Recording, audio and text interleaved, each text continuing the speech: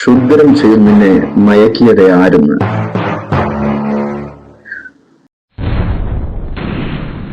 ക്ഷുദ്രപ്രയോഗം ഒരു വ്യക്തിയുടെ മേൽ വരണമെങ്കിൽ അതിന്റെ പിന്നിൽ വ്യക്തമാകുന്ന കൂട്ടുകെട്ടുകൾ ഉണ്ടായിരിക്കും.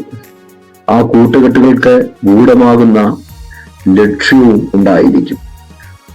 ക്ഷുദ്രപ്രയോഗം ഏൽക്കുന്ന വ്യക്തിക്ക് ജീവിതവും മനസ്സും ബന്ധനാവസ്ഥയിലായിരിക്കും.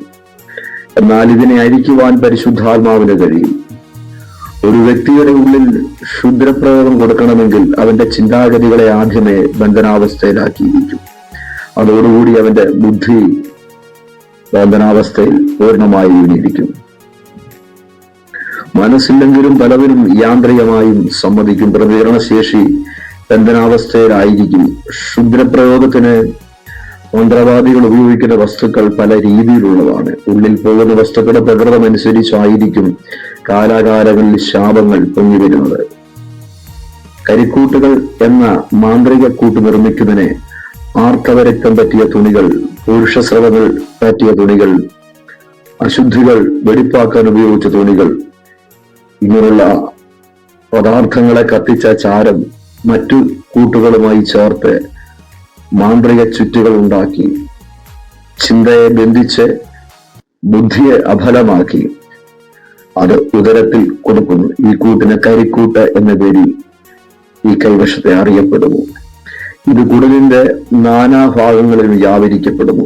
ഇത് വിവിധ തരത്തിലുള്ള ദുരിതങ്ങൾക്ക് കാലാകാലങ്ങളിൽ ഇത് വഴിവെക്കുന്നു.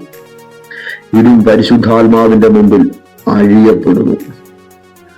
ദുർമരണച്ചിതയിലെ ഭസ്മങ്ങൾ മാന്ത്രിക ക്രിയകൾക്ക് ഉപയോഗിക്കുന്നു. ഇതിനെ പൊടിക്കൂട്ട് അല്ലെങ്കിൽ ഭസ്മക്കൂട്ട് എന്ന പേരിൽ അറിയപ്പെടുന്നു. ബുദ്ധിയെ ബന്ധനാവസ്ഥയിലാക്കി ഉദരത്തിൽ നിക്ഷേപിക്കുന്നു. ഇത് കുടലിന്റെ നാനാഭാഗങ്ങളിലും ഇത് വ്യാപരിക്കപ്പെടുന്നു. ഇത് ജീവിതത്തിന്റെ താളത്തെ തെറ്റിക്കുന്നു. ഇതും പരിശുദ്ധാത്മാവിന്റെ മുമ്പിൽ അടിയറ വെക്കുന്നു. നാഗഭസ്മം കടുപ്പമേറിയ മാന്ത്രിക ക്രിയകൾക്ക് ഉപയോഗിക്കുന്നു. നാഗഭസ്മവും മറ്റു പദാർത്ഥങ്ങളും മാന്ത്രിക വലയത്തിൽ ഒതുക്കി ബുദ്ധിയെ ബന്ധനാവസ്ഥയിലാക്കി ആഹാരപദാർത്ഥത്തിൽ ഒളിപ്പിച്ച് അതും ഉദരത്തിൽ നിക്ഷേപിക്കുന്നു. ഇതും കുടലിന്റെ വിവിധ ഭാഗങ്ങളിൽ വ്യാപരിക്കപ്പെടുന്നു. ശക്തികൾ പിന്നെ വ്യക്തികളെ നിയന്ത്രണത്തിൽ കൊണ്ടുവരുന്നു. ഇതും പരിശുദ്ധാത്മാവിന്റെ മുമ്പിൽ മുട്ടുമടക്കുന്നു. ആർത്തവരക്തത്തെ മഷിക്കൂട്ടിന് ഉപയോഗിക്കുന്നു.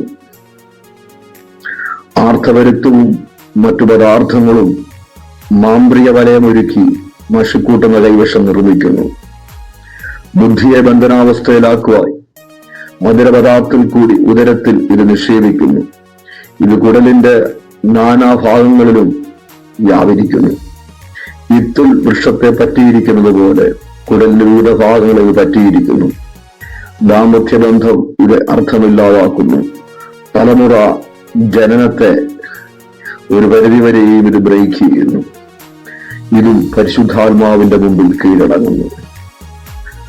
മാന്ത്രിക സേവാശക്തിയുടെ ബഹുത്വത്താൽ മന്ത്രവാദികൾക്ക് ഉരുപ്പടികൾ ഉദരത്തിൽ നൽകുവാൻ കഴിയുന്നു. പൈശാചിക സേവാശക്തികൾ അധികമായിട്ടുള്ള മന്ത്രവാദികൾ വിവിധ ഉരുപ്പടികളുടെ മേൽ, അതായത് തകിടുകളുടെ മേൽ, ചരടുകളുടെ മേൽ, ശംഖുകളുടെ മേൽ, മുടിക്കെട്ടുകളുടെ മേൽ തുടങ്ങി നിരവധി പദാർത്ഥങ്ങളുടെ മേൽ മാന്ത്രിക പൂട്ട് നിർമ്മിച്ച് ബുദ്ധിയെ ബന്ധനത്തിന്റെ കൂട്ടിലാക്കി നാവിന്റെ സ്പർശന ക്ഷമതയെ ബന്ധനത്തിലാക്കി ആഹാരപദാർത്ഥത്തിൽ ഒളിപ്പിച്ച് ഉദരത്തിന്റെ തുറങ്കൽ അടയ്ക്കുന്നു.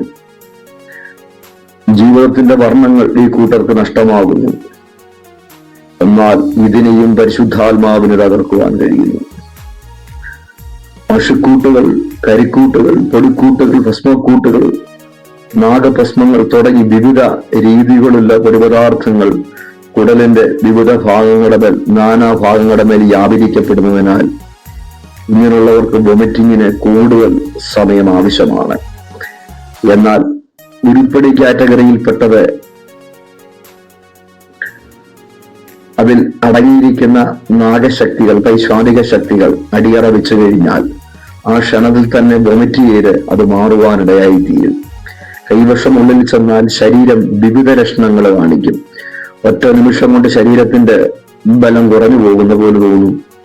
കണ്ണിൽ ഇരുട്ട കയറുന്നത് പോലെ, സ്കിന്നിൽ വിവിധ രോഗങ്ങൾ, നടുവിന് തളർത്തിക്കളയുന്ന നടുവേദന ഉണ്ടാകും, നട്ടലിനെ ഞെരുക്കി ഒടിക്കുന്ന വേദനകൾ, തലയുടെ വശങ്ങളിൽ അമിത വേദനകൾ ഉണ്ടാകുക.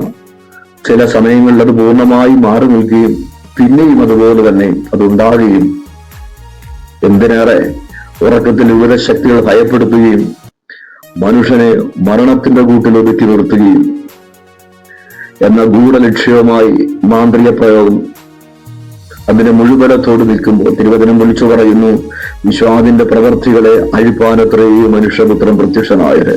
ദൈവജനം പറയുന്നു, പാമ്പുകളെയും തേളുകളെയും ശത്രുവിന്റെ സകല ബലത്തെയും ചവിട്ടുവാൻ ഞാൻ നിനക്ക് അധികാരം തരുന്നവന്. ദൈവജനം പറയുകയാണ്, ഈ ഭൂമിയിൽ കെട്ടുന്നതെല്ലാം ഞാൻ സ്വർഗത്തിൽ കെട്ടിയിരിക്കുന്നു, ഈ ഭൂമിയിൽ അഴിക്കുന്നതെല്ലാം ഞാൻ സ്വർഗത്തിൽ അഴിച്ചിരിക്കുമെന്ന്. ദൈവജനത്തിന്റെ അധികാരം. ഈ വീഡിയോ നിങ്ങൾക്ക് ഇഷ്ടമായെങ്കിൽ ലൈക്ക് ചെയ്യാനും ഷെയർ ചെയ്യാനും മറക്കരുത്. ഇനിയും നല്ല വീഡിയോകൾക്കായി നമ്മുടെ ചാനൽ സബ്സ്ക്രൈബ് ചെയ്യൂ.